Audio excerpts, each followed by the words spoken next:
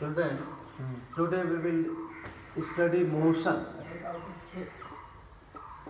Motion. In order to study motion, we first know about frame of reference. And let us draw a frame of reference like this.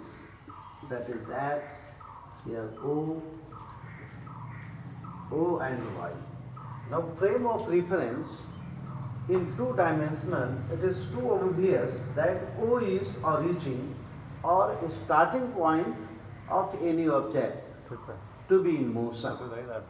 O जो है यह origin है, OX और OY दो direction को indicate करता है. इस तरह से हम इस डायमेंशन को, इस फ्रेम ऑफ रेफरेंस को 4 डायमेंशनल बना सकते हैं. Here X dash and here Y dash. Now let us convert this frame of reference into direction. So here OX will represent east, OY will represent north, and OX dash will represent west, and OY dash will represent south. It is very clear that here we have 4-dimensional frame of reference and O is origin, which may indicate the starting point of the object. Now let us suppose any object is standing at A, then OA will represent its position. If position of A or any body standing on A is not changing with time, then you may say that A is at rest. It indicates the stationary status. Now, let us suppose the body standing on A moves to B here, then we may say that the body is in motion because clearly its position changes from A to B. So now stationary or rest means the position of body is not changing with time, and motion means the position of body is changing with respect to time. So here clear cut distinction between rest and motion.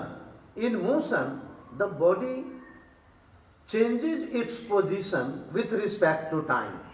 Let us suppose here is A, then B, body will reach B, then body will reach C, then body will reach D. If any body is moving or it is changing its position, likely A to B, B to C, C to D, then we may say that the body is in motion. Okay? Now in order to study further the motion, we must discuss about distance and displacement. What distance and displacement? It is to know. Distance simply indicates the length of total path covered by a body. Length of total path covered by a body. Here, consider a body moving like this.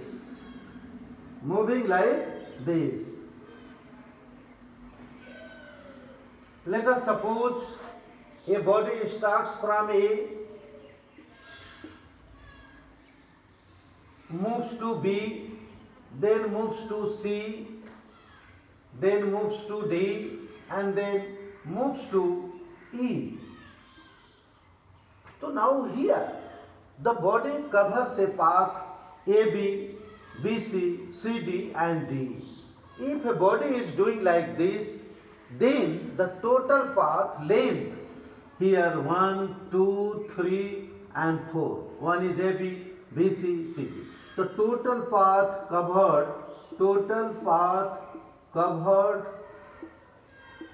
by moving body, total path covered by moving body is what? AB plus BC plus CD plus D is called distance. Now, if I want to know that what displacement of this body, so displacement is simply A to E. Here is the displacement. A to E indicates the displacement of the body. Now let us distinguish between distance and distinguish. In distance, we are not considering the direction of moving body, but in displacement we consider the direction of body along which it is moving. जब हम distance की बात करते हैं तो हम body के सिर्फ कवर्ड पाथ की बात करते हैं, वो पाथ के डायरेक्शन की बात नहीं करते हैं। लेकिन डिस्प्लेसमेंट के केस में बॉडी के मूवमेंट के डायरेक्शन को हम कंसीडर करते हैं। तो now displacement of the body, displacement is equal to AE in the direction of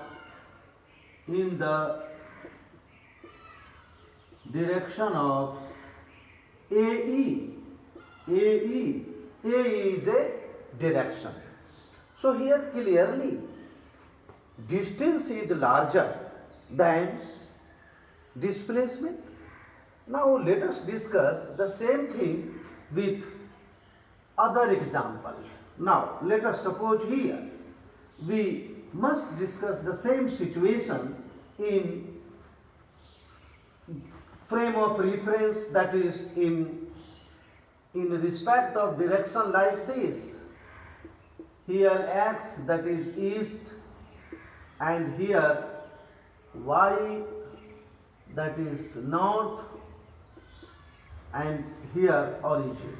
The body starts from this, go to A, then again go to B, and again go to C. So here the body covers three distances, OA, AB and BC.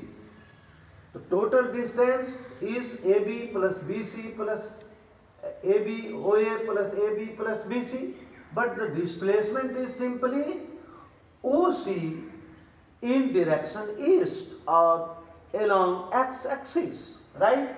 So distance is equal to OA plus AB plus BC, but displacement is equal to OC along east or x-axis. Is it clear? Now consider the other case like this. A body moves from O, here from O, go to A, go to B, go to C, and again go to O, here again goes to O. Then in this case the distance is what? Distance is equal to OA plus AB plus BC plus CO, but displacement उल्टा is equal to 0. Time किस तरह से उल्टा उल्टा में लगता है? है फिर 4 3 2